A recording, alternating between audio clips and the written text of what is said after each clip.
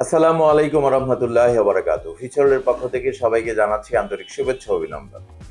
আশা করি সবাই ভালো আছেন, সুস্থ আছেন। আজকের ভিডিওতে আমি ক্রোয়েশিয়া এবং ক্রোয়েশিয়ার ওয়ার্ক পারমিটের বিভিন্ন তথ্য এবং কিভাবে আপনি ক্রোয়েশিয়ার ভিসা পেতে পারেন, পেমেন্ট কিভাবে দিতে পারবেন, ভিসার আগে না পরে, এই বিষয়গুলো নিয়ে এই ভিডিওতে আলোচনা থাকবে। সঙ্গেই থাকুন।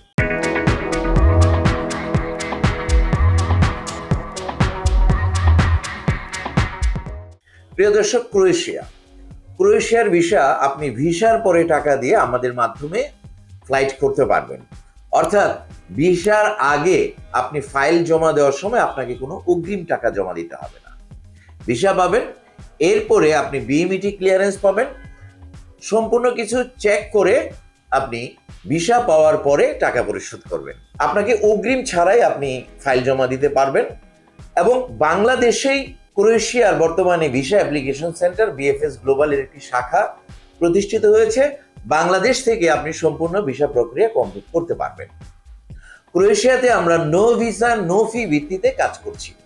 অর্থাৎ ভিসা না হলে আপনাকে কোনো ফি জমা দিতে হবে না। যারা আগ্রহী আছেন তারা পাসপোর্ট, ছবি, এনআইডি, পুলিশ ক্লিয়ারেন্স সহ আমাদের সঙ্গে যোগাযোগ করে আপনার ফাইলটি ক্রোয়েশিয়ার জন্য ভিসার পরে টাকা দিয়ে ফ্লাইট করুন।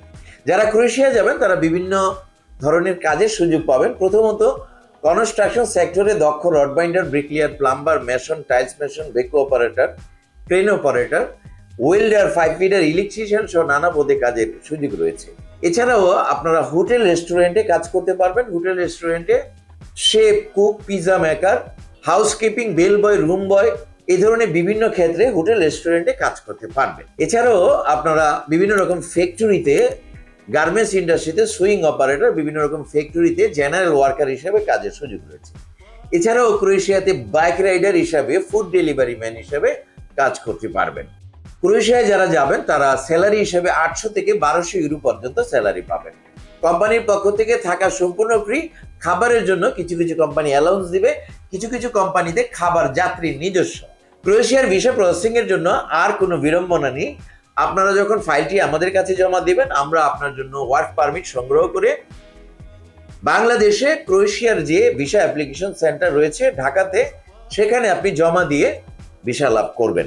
এই ওয়ার্ক পারমিট আসতে ধরুন সময় লাগবে 3 থেকে 4 মাস। পরবর্তীতে ভিসা যখন আপনি আবেদনপত্রটি বিএফএস গ্লোবালে জমা দিবেন, তখন থেকে 2 থেকে 2.5 মাসের মধ্যে আপনি কমপ্লিট ভিসা সার্ভিসটি পেয়ে যাবেন।